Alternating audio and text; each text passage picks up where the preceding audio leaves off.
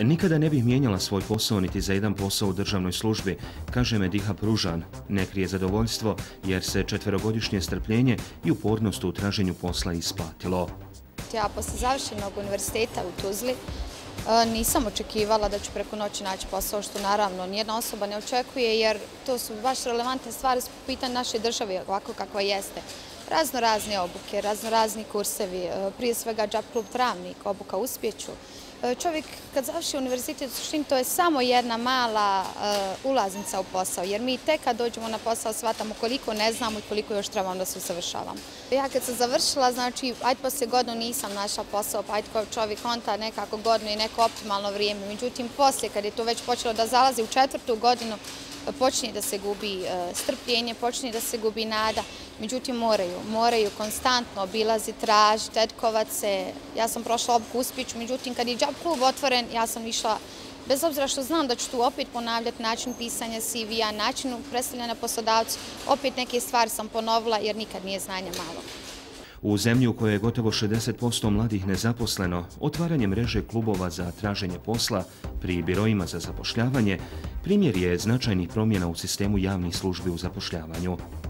Uvođenjem savjetodavnog rada sa mladim ljudima omogućeno je mladim nezaposlenim osobama da steknu vještine i samopouzdanje koje im je neophodno da bi bili konkurentni na tržištu rada. Pružan Mediha, koja je s nama bila već tu 4 godine kroz razne projekte, je jedan od najboljih primjera koliko upornost može da se isplati. Prošla je sve projekte, prošla je klub za traženje posla i samim tim upornost je ta koja je nju dovela do nekih zapaženih rezultata, jer ja i naš biro za zapošljavanje je vidio u njoj neki potencijal, znači upornost kao mlade osobe, i samim tim smo je preporučili gospodinu koji je tražio da vlasnik firme. Mladi ljudi kao što je Mediha, tu imamo Adu, imamo Semira i još dosta tih mlađih kadrova koje obučavamo, koja su budućnost ove fabrike. Njih je dovelo u kavat, redovna plaća, redovna primanja, sva, znači od doprinosa, radnog vremena i tako dalje. To je samo znak da se na ovim prostorima može uspješno raditi, da strani investitori mogu ostvariti svoje ciljeve i dobro su došli na ove prostore, obzirom da radne snage na području općine Travnik ima dovoljno.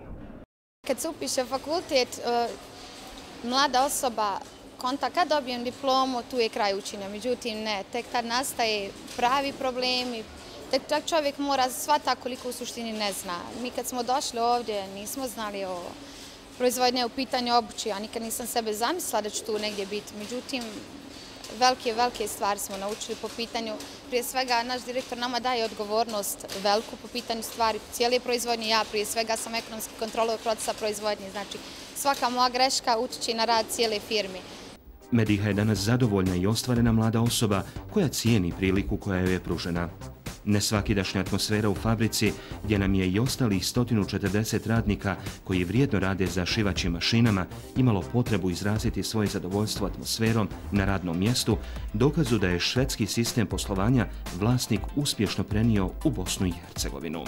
Razlog zadovoljstva nije visina plate koja jeste redovna, ništa veća od prosječne plate u drugim firmama, ali poštovanje i međusobno uvažavanje jeste recept za motiviranost za rad.